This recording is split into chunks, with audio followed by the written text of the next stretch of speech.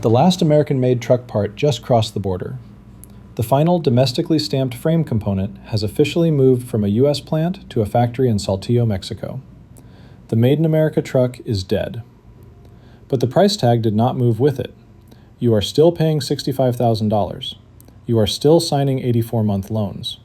You are still watching the commercial with the American flag waving behind a shiny pickup on a dirt road. But the workers who built that truck are gone. The factories are closed.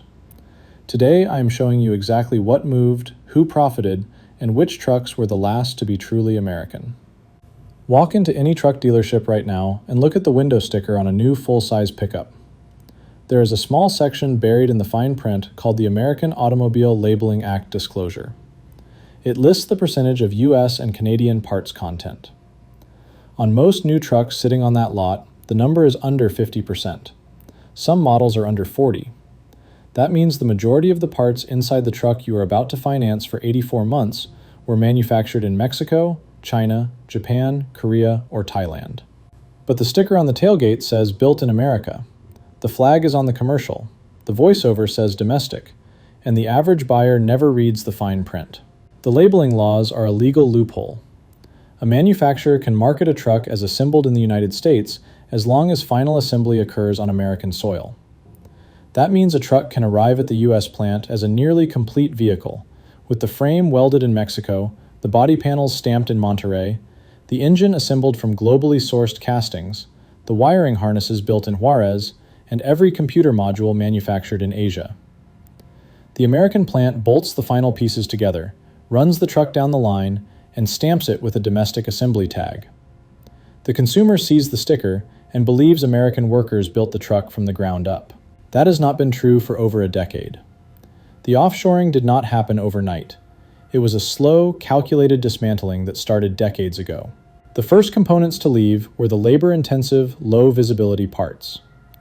Wiring harnesses moved to Mexican maquiladora plants in the late 1980s and early 1990s. These are the nervous systems of the vehicle. Miles of copper wire, hundreds of connectors, all hand-assembled by workers earning a fraction of American wages. Nobody noticed because you never see the wiring harness. Then the electronics left. Sensors, control modules, infotainment systems, instrument clusters. All moved to Mexican and Asian factories where labor and regulatory costs were a fraction of domestic production. Then the stampings moved. Door panels, fender assemblies, bedsides, and frame components migrated to massive stamping plants in Monterrey and Saltillo. Each move was quiet. Each move was buried under a press release about investment and efficiency. The American auto worker earns $28 to $35 per hour, plus health insurance, pension contributions, and benefits. The Mexican auto worker doing the identical job in a Saltillo assembly plant earns $4 to $8 per hour with minimal benefits. That differential is not a cost savings passed on to you. The truck did not get cheaper as production moved south. It got more expensive. That gap goes directly into corporate profit margins and executive compensation packages. But the parts leaving are just the surface. The real betrayal runs much deeper. When a truck plant closes in America, it does not just eliminate jobs. It eliminates a town. Flint, Michigan was once the heart of General Motors manufacturing. The plants closed. The population collapsed by over 60%. Unemployment, poverty, and a public health crisis followed. Janesville, Wisconsin lost its GM assembly plant in 2008. The town's economic backbone was ripped out overnight. Lordstown, Ohio watched its General Motors complex shut down after decades of building some of the most popular vehicles in the country. These are not abstract statistics. These are communities where families had built multi-generational lives around manufacturing jobs that paid a living wage, provided health insurance, and funded retirements. Those jobs crossed the border. The towns did not recover. While those towns were dying, the corporations that abandoned them were posting record numbers. General Motors, Ford, and Stellantis have reported record or near-record profit margins in recent years. The savings from offshoring did not flow to the customer. The average transaction price of a new truck has nearly doubled in the past 15 years. The savings went to executive compensation and shareholder returns. The CEO of a major American automaker now earns $20 to $30 million per year in total compensation. That package is funded directly by the labor cost differential between an American line worker and a Mexican assembly worker. They laid off the workforce that built the brand and handed the savings to the executives who made the decision to leave. The United States-Mexico-Canada agreement was supposed to fix this. It was promoted as a trade deal that would protect American auto jobs and increase domestic content requirements. In practice, it created a framework that makes Mexican assembly the financially optimal strategy, while still allowing the finished vehicle to qualify for preferential trade status. The rules of origin requirements have enough flexibility that manufacturers can structure their supply chains to minimize American labor involvement, while still clearing the regulatory threshold for domestic classification. The truck gets more expensive for you and less American at the same time. Prices go up. Domestic content goes down. Corporate margins expand. They did not move production to survive. They moved production to get rich. And they used your patriotism as a marketing tool while they did it. So which trucks were actually built in America? The real ones. The ones where the engine block was cast in an American foundry. The frame was stamped in an American plant. The transmission was assembled by American hands, and the domestic content percentage was not a legal fiction. At the top of the list is the 1999 to 2006 Chevrolet Silverado and GMC Sierra, built at Fort Wayne Assembly in Indiana. These trucks carried genuine domestic content percentages in the 75 to 85% range.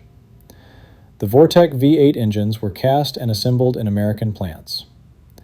The 4L60E and 4L80E automatic transmissions were built in domestic facilities in Ypsilanti and Toledo. The frames were stamped in U.S. stamping operations. The wiring, the drivetrain, and the body were overwhelmingly American-made. These were not just assembled in America, they were manufactured in America. The workers at Fort Wayne built over 5 million of these trucks. The plant ran 3 shifts around the clock. The people in that building took pride in what rolled off the line, because they built every major piece of it from domestically sourced steel and American cast iron. Second is the 1998 to 2003 Ford F-150 and Super Duty lineup, built at Kansas City Assembly in Missouri and the Kentucky Truck Plant in Louisville. The 4.6-liter and 5.4-liter Triton V8 engines were produced at Ford's Windsor and Romeo engine plants. The legendary 7.3-liter Power Stroke diesel was assembled at the Navistar plant in Indianapolis. The frames were domestically stamped. The automatic transmissions were built in Ford's Livonia and Sharonville transmission plants. The domestic content on these trucks was among the highest in the industry.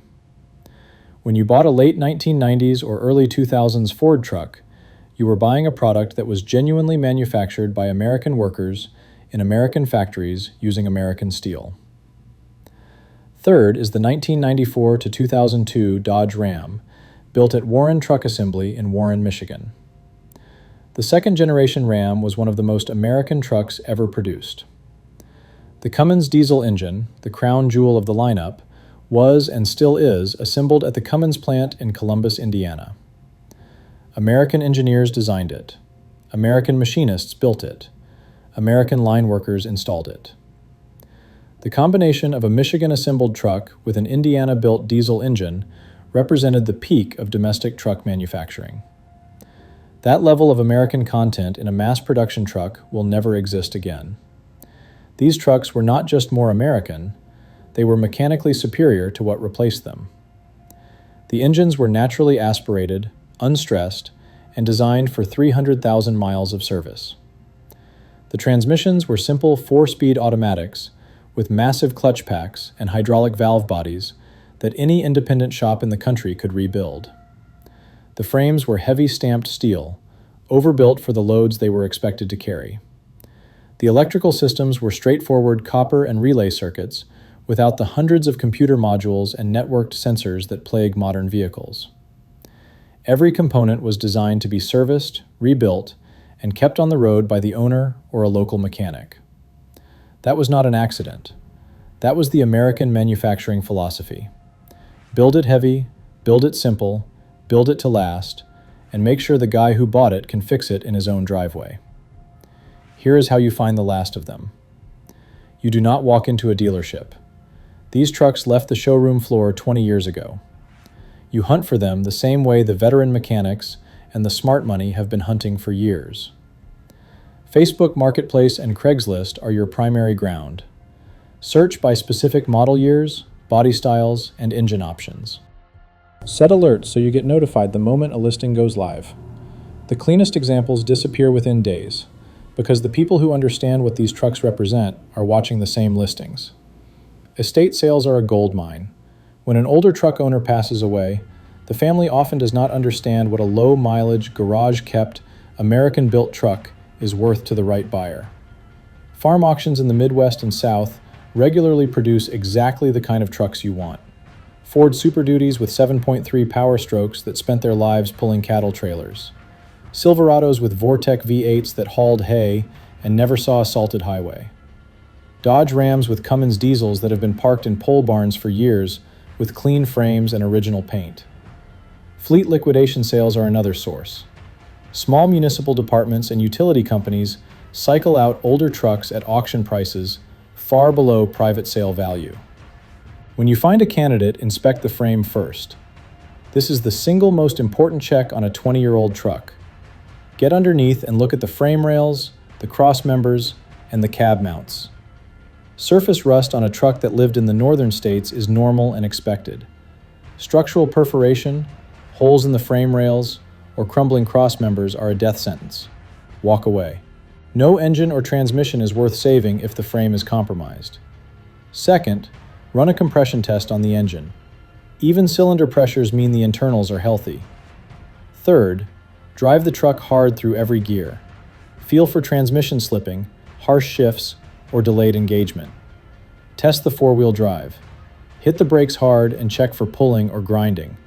If it shifts clean, stops straight, and runs cool, you are holding a piece of American manufacturing history that will outlast anything on a modern lot. Avoid trucks from heavy salt belt states unless they have documented undercoating, or you can verify the frame integrity yourself. Avoid rebuilt or salvage titles. Avoid trucks with swapped or unknown engines. You want the original drivetrain, the original build sheet, and ideally some service records that show the previous owner cared about maintenance. If you are learning something from this, hit subscribe. I cover the engineering history and financial scams hidden inside the American auto industry every single week. When you buy one of these trucks, you are not buying nostalgia. You are buying the last product of an American manufacturing system that no longer exists. Every frame rail was stamped from American steel. Every engine block was poured in an American foundry. Every bolt was turned by an American hand on an American assembly line. That will never happen again. The factories are closed. The tooling has been shipped south. The workforce has been scattered. What remains are the trucks themselves, sitting in barns, in driveways, in pole buildings across the heartland, waiting for someone who understands what they represent. Stop paying $65,000 for a Mexican-assembled truck with an American flag on the tailgate. Stop financing 84-month loans on a marketing illusion. Find the last real American iron, the trucks that were built by the workers who built this country. Buy them in cash, keep them running, and own something that was made in America when that phrase still meant something.